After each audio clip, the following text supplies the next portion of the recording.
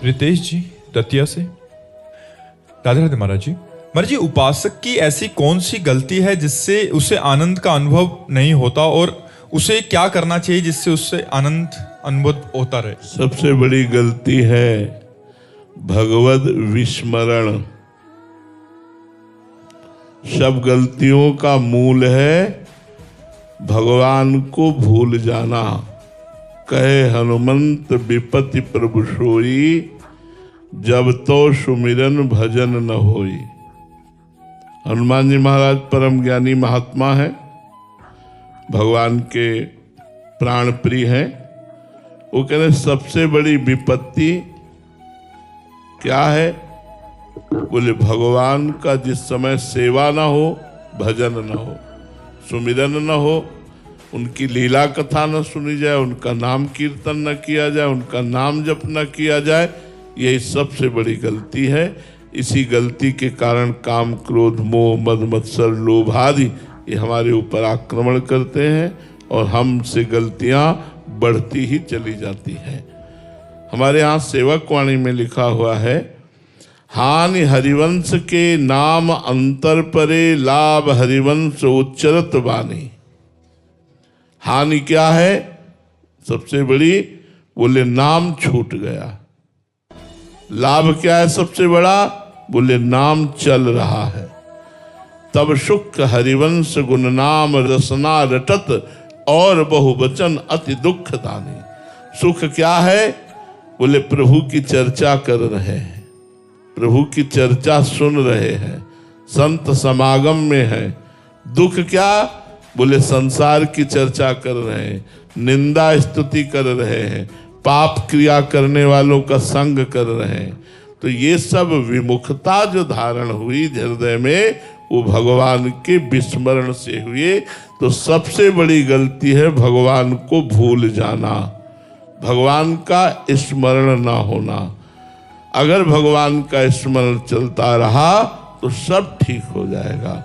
हमें हर समय भगवान के नाम रूप गुण लीला धाम में से किसी का चिंतन जरूर चलाना चाहिए।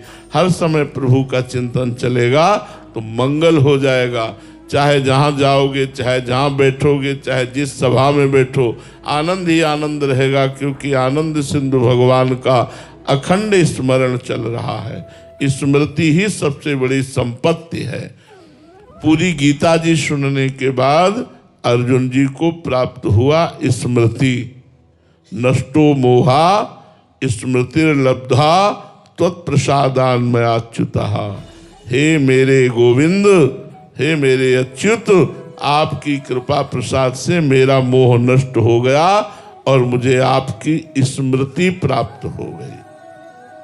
भगवान की विस्मृति भूल जाना ही सबसे बड़ी गलती है और भगवान का स्मरण करना ही सबसे बड़ी साधना है। शिवम हरिवंशी जी। राधे राधे महाराज जी। महाराज जी, एक दिन आपने एकांतिक में बोला था कि दया बिना साधु कसाई, दया करी तो आफत आई। महाराज जी, इसका भावार्थ क्या है?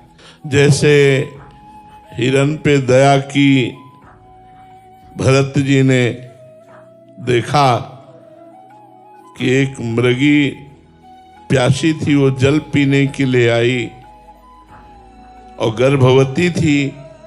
गर्भ बिल्कुल प्रसव में ही परिणित होने वाला था कि पीछे से सिंह ने दहाड़ की। उस हिरनी ने, मृगी ने छलांग मारी तो छलांग मार के उस पार निकली, पर गर्भ बीच में ही गिर गया धारा में और उस पार जाकर मर गई। दयालु भरत जी ने देखा ये बच्चा तो मर जाएगा पानी में, उठा लिया, उसे अपनी कुटिया ले गए जो झोपड़ी बनाई हुई थी। चक्रवर्ती सम्राट थे महाराज, जिन प्रभु के लिए सब कुछ त्यागा, अपनी रानी, अपने पुत्र, अपना परिवार, राजपाट सब त्यागा, वही उस हिरन के बच्चे में आसक्त हो गए। 2-3 दिन रखना चाहिए, इसके बाद हिरन के झुंड में छोड़ देना चाहिए, क्योंकि जिन प्रभु के चिंतन के लिए परिवार छोड़ दिया तो हिरन का बच्चा क्या। अब उनको लगा कि अगर मैं इसे छोड़ देता हूं कहीं भेड़िया ना खा जाए, कहीं सिंह ना खा जाए। ऐसी भावना से युक्त होकर के वो हिरन को सदैव अपने पास रखने लगे, अपने कांधे पे चढ़ा के गंडकी नदी जाना, अपने कांधे पे चढ़ा के, यहां तक कि भगवान का विस्मरण हो गया। भागवत उठा के पढ़ लो,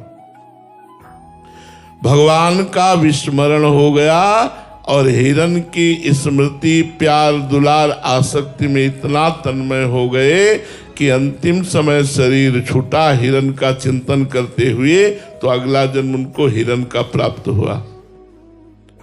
तो दया ने मार दिया ना, भगवान के विस्मरण से युक्त कर दिया।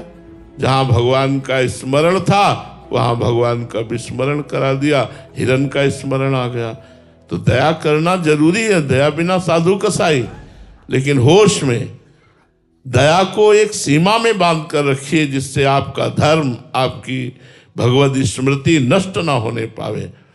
हम दया दूसरों पर करें, पर हमारा भगवान का स्मरण सदैव चलता रहे, हम धर्म से युक्त रहें, हम कहीं उस पर आसक्त ना हो जाएं, ये सावधानी रखने के लिए कहा गया। दया बिना साधु कसाई, और दया करी तो आफत आई, बहुत सावधान होकर के। जी।